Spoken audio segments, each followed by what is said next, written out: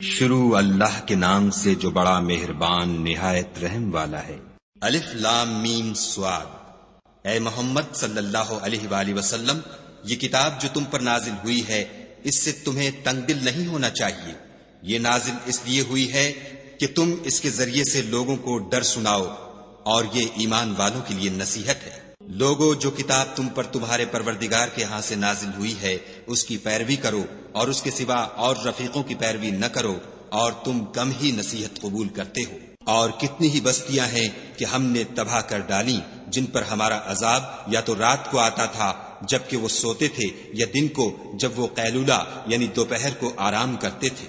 تو جس وقت ان پر عذاب آتا تھا ان کے منہ سے یہی نکلتا تھا کہ ہائے، ہم اپنے اوپر ظلم کرتے رہے۔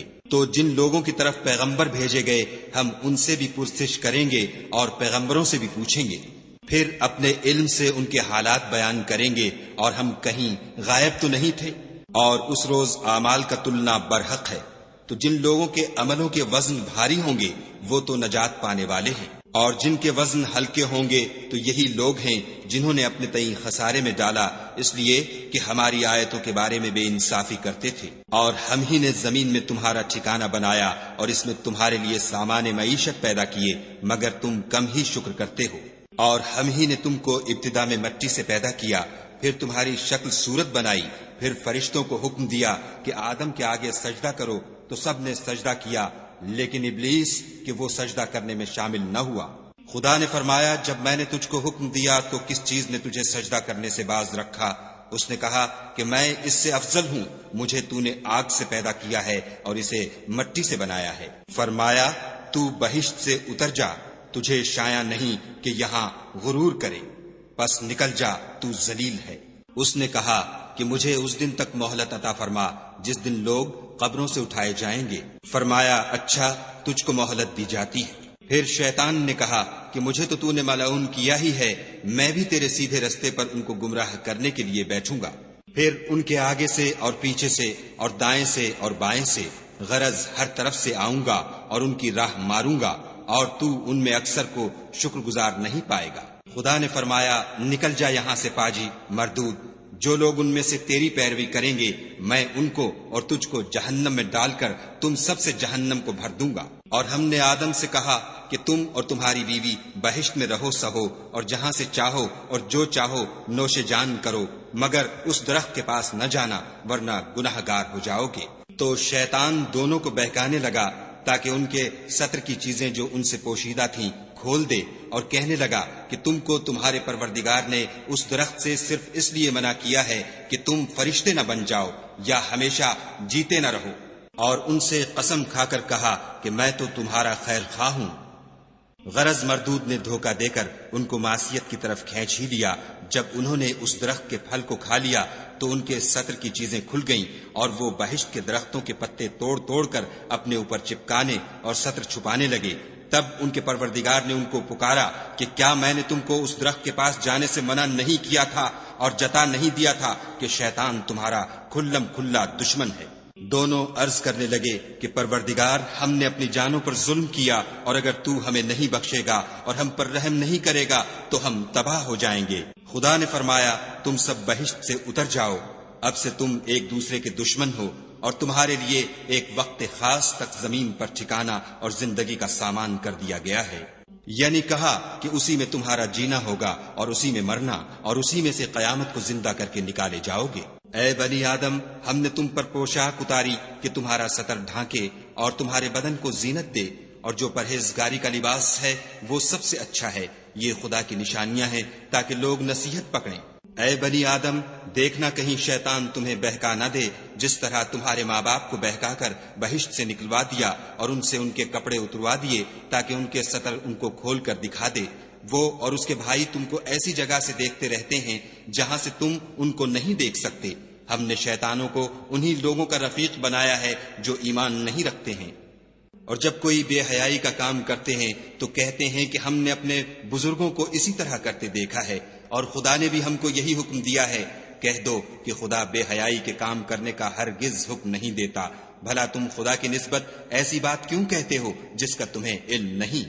کہہ دو کہ میرے پروردگار نے تو انصاف کرنے کا حکم دیا ہے، اور یہ کہ ہر نماز کے وقت سیدھا قبلے کی طرف رخ کیا کرو اور خاص اسی کی عبادت کرو اور اسی کو پکارو۔ اس نے جس طرح تم کو ابتدا میں پیدا کیا تھا اسی طرح تم پھر پیدا ہوگے۔ ایک فریق کو تو اس نے ہدایت دی اور ایک فریق پر گمراہی ثابت ہو چکی۔ ان لوگوں نے خدا کو چھوڑ کر شیطانوں کو رفیق بنا لیا اور سمجھتے یہ ہیں کہ ہدایت یاب ہے۔ اے بنی آدم، ہر نماز کے وقت اپنے تئیں مزین کیا کرو اور کھاؤ اور پیو اور بیجا نہ اڑاؤ، کہ خدا بیجا اڑانے والوں کو دوست نہیں رکھتا۔ پوچھو تو کہ جو زینت و آرائش اور کھانے پینے کی پاکیزہ چیزیں خدا نے اپنے بندوں کے لیے پیدا کی ہیں ان کو حرام کس نے کیا ہے؟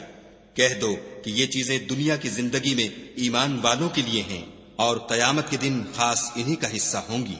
اسی طرح خدا اپنی آیتیں سمجھنے والوں کے لیے کھول کھول کر بیان فرماتا ہے۔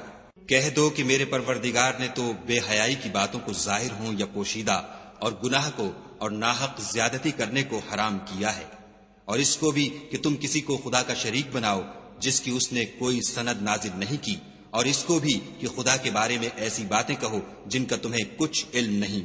اور ہر ایک فرقے کے لیے موت کا ایک وقت مقرر ہے، جب وہ آ جاتا ہے تو نہ تو ایک گھڑی دیر کر سکتے ہیں نہ جلدی۔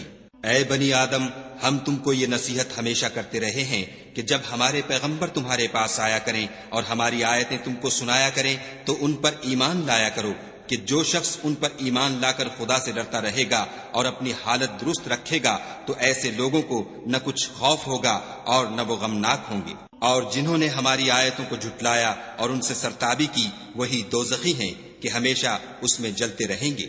تو اس سے زیادہ ظالم کون ہے جو خدا پر جھوٹ باندھے یا اس کی آیتوں کو جھٹلائے؟ ان کو ان کے نصیب کا لکھا ملتا ہی رہے گا، یہاں تک کہ جب ان کے پاس ہمارے بھیجے ہوئے فرشتے جان نکالنے آئیں گے تو کہیں گے کہ جن کو تم خدا کے سوا پکارا کرتے تھے وہ اب کہاں ہیں؟ وہ کہیں گے معلوم نہیں کہ وہ ہم سے کہاں غائب ہو گئے، اور اقرار کریں گے کہ بے شک وہ کافر تھے۔ تو خدا فرمائے گا کہ جنوں اور انسانوں کی جو جماعتیں تم سے پہلے ہو گزری ہیں انہی کے ساتھ تم بھی داخل جہنم ہو جاؤ۔ جب ایک جماعت وہاں جا داخل ہوگی تو اپنی مذہبی بہن یعنی اپنے جیسی دوسری جماعت پر لعنت کرے گی، یہاں تک کہ جب سب اس میں داخل ہو جائیں گے تو پچھلی جماعت پہلی کی نسبت کہے گی کہ اے پروردگار، انہی لوگوں نے ہم کو گمراہ کیا تھا، تو ان کو آتش جہنم کا دگنا عذاب دے۔ خدا فرمائے گا کہ تم سب کو دگنا عذاب دیا جائے گا مگر تم نہیں جانتے۔ اور پہلی جماعت پچھلی سے کہے گی کہ تم کو ہم پر کچھ بھی فضیلت نہ ہوئی، تو جو عمل تم کیا کرتے تھے اس کے بدلے میں عذاب کے مزے چکھو۔ جن لوگوں نے ہماری آیتوں کو جھٹلایا اور ان سے سرتابی کی ان کے لیے نہ آسمان کے دروازے کھولے جائیں گے اور نہ وہ بہشت میں داخل ہوں گے، یہاں تک کہ اونٹ سوئی کے ناکے میں سے نہ نکل جائے، اور گناہ گاروں کو ہم ایسی ہی سزا دیا کرتے ہیں۔ ایسے لوگوں کے لیے نیچے بچھونا بھی آتش جہنم کا ہوگا اور اوپر سے اوڑھنا بھی اسی کا، اور ظالموں کو ہم ایسی ہی سزا دیتے ہیں۔